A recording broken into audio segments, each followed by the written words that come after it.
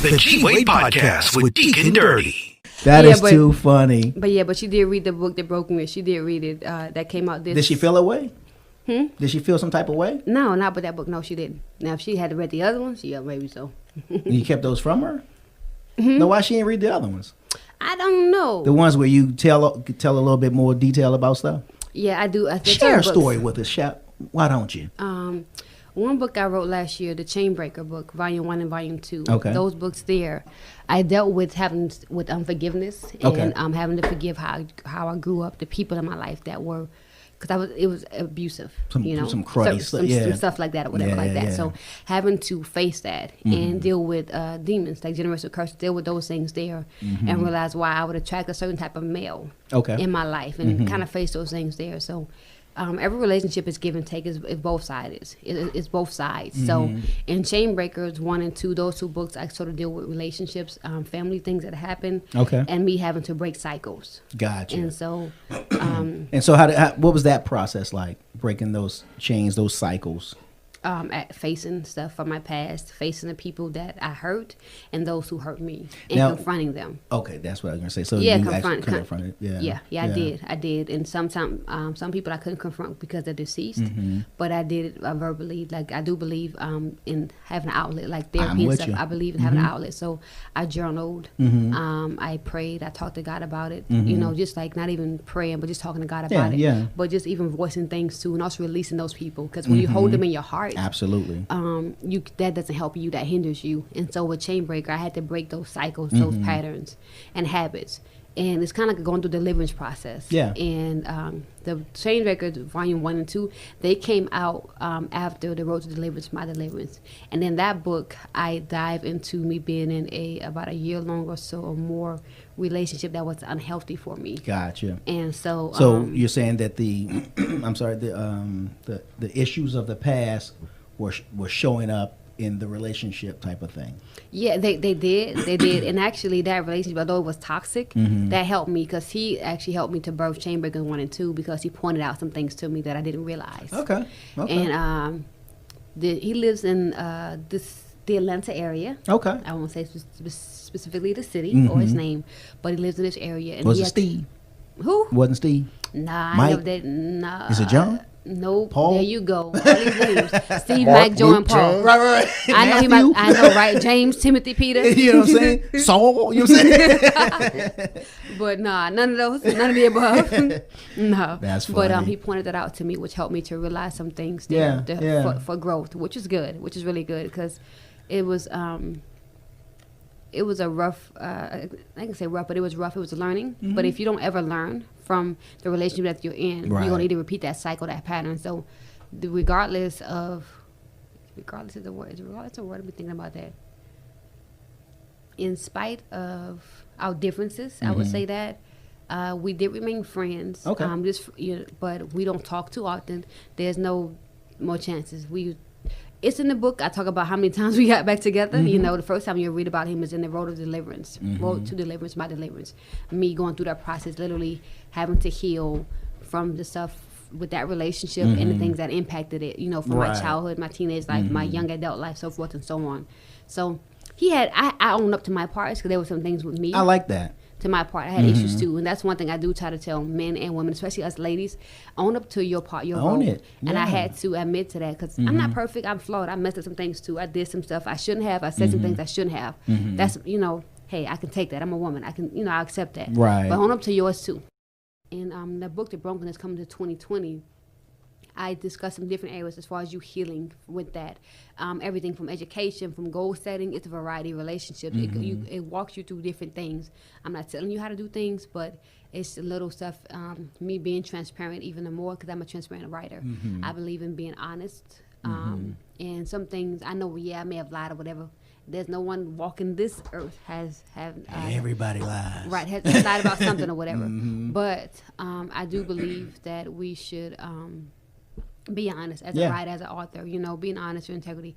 I'm not saying expose everything, but when you're genuine, and people actually want the real you, and so giving them the real Monique, the real, you know, more the author, giving them that person who grew up, you know, in the trailer park or whatnot, and transitioned, you know, to a nice house or whatnot. You know, at that time frame. Yo. Nobody knows what their alarm sounds like. Like, is that you? That me? That you? Yeah. But just growing and learning each and every day how to manage and balance life. And your personal things too. Absolutely. Yeah. So I'm glad you said that, because about the talking about it. I just recently was talking to someone, and I said the one thing for me is I don't hold anything. Right. And what I mean by that is, if it happened, like whatever the incident is, so that I won't sit there and ruminate on it, so that I won't sit there and be like in my head, and so that's why. And I talk about it. Right. One, so it can get off me, and two, so it can bounce off of somebody. And they're like, okay, I see what you're saying, but maybe. Right. I never thought that, because in my mind, I'm right. You know what I'm saying? Right, exactly. You so, know what I mean? Yes, the hardest thing I think I've had to learn how to do was be a better listener. Yeah. And even my very important. My my best friend, she mentioned to me, my best friends rather, my sister and my sister friend mentioned to me about listening, and that was one thing we would get into it about, is listening, and so that's something God dealt with me on, being a better listener. Okay. And so knowing when to speak, how to speak, and sometimes I want to say this, and I want to say that, and be like, you know what, and ready to pop off on somebody.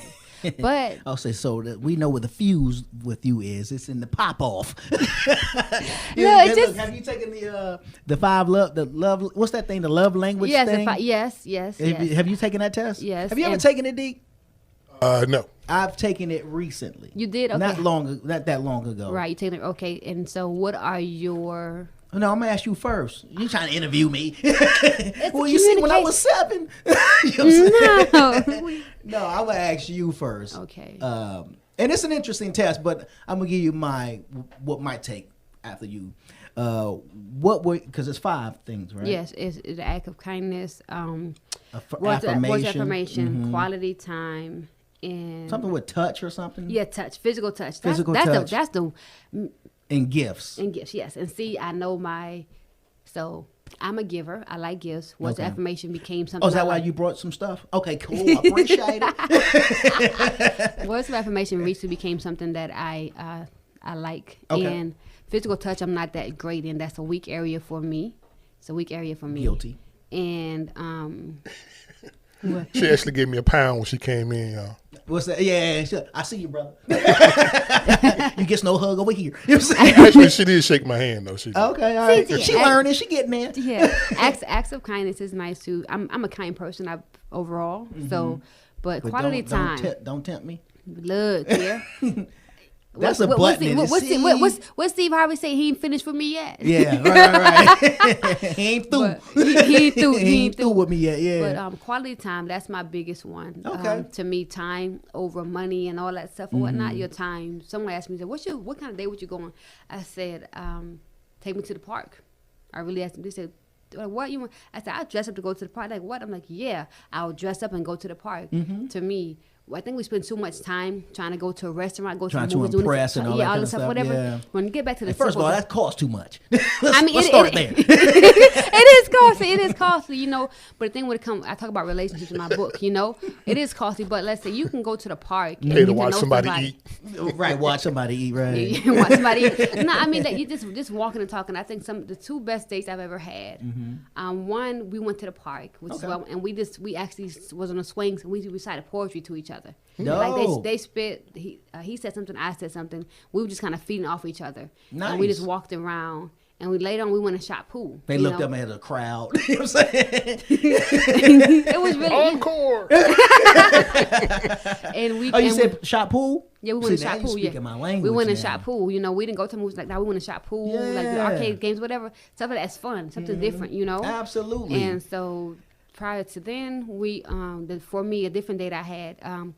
We sat out in the back of his truck. It was at night. We sat on the back of the truck and listened to music.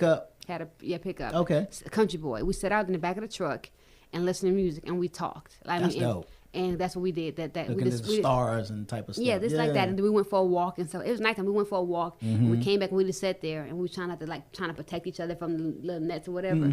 But that was awesome. We didn't do anything. It was just that time. Yeah, because facts, you got to, as you progressing relationships. You know, you get back to that focus, but time is important. Make that time for your Absolutely. significant other. Yeah. Otherwise, you're going to have Mary Jane creeping in your window. Cause I kind of find it hard to get to know somebody to really get to know somebody when you're always going to dinner with them. Right. You know, you need Either you're always going to dinner or you're sitting and watching a movie where you're not facing each other. Yeah, Exactly. we're not facing each other. And at right. dinner, you know you're not gonna be your real self there, cause like I'm I know trying to be cute. ain't it though? Cause I ain't gonna eat like I want to eat. You know what I'm saying? trying to be cute. I might. You I know I might. You might. I'm going to. I'm a You tooth might. chipper.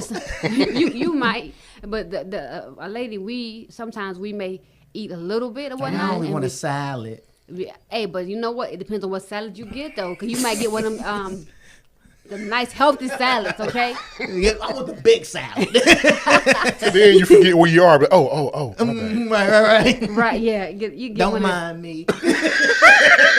Yeah, it's like so much pressure, got dog, going to dinner or whatever. No, you're right. Nah, be You're right. yourself. Be yourself. You know what be good though? Going to Waffle House. I'm telling you, if you go to Waffle House, Can I get a pound or something off that? Dude, come on, man. yeah. Hey, because matter of fact, that's another memory I got. These are throwback memories, but still, I want to talk about it. yeah. But we went to Waffle House, right? Mm-hmm. But we got something simple to eat. But we listened to the jukebox, the machine, or whatever. There you go. And had a good time. It's about the company. That's I'm telling you, it. it makes a difference. It wasn't even that expensive, whatever. But it was just that I had a great time.